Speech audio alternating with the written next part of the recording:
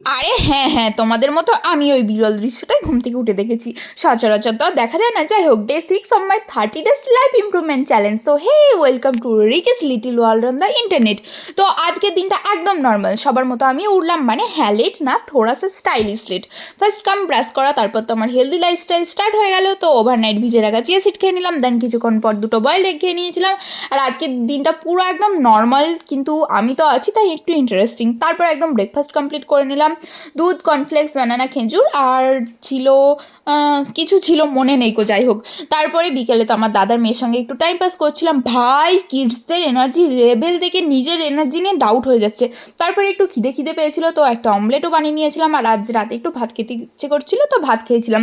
তো বেসিক্যালি আজকের ভ্লগে বেশি কিছু নেই, বাট একটা কথা, রিয়েল লাইফ তো। See you in the next vlog. Till then stay real, stay chill. তো দেখা হবে নেক্সট ভ্লগে। চ্যালেঞ্জটা কেমন লাগছে কমেন্টে অবশ্যই জানিও।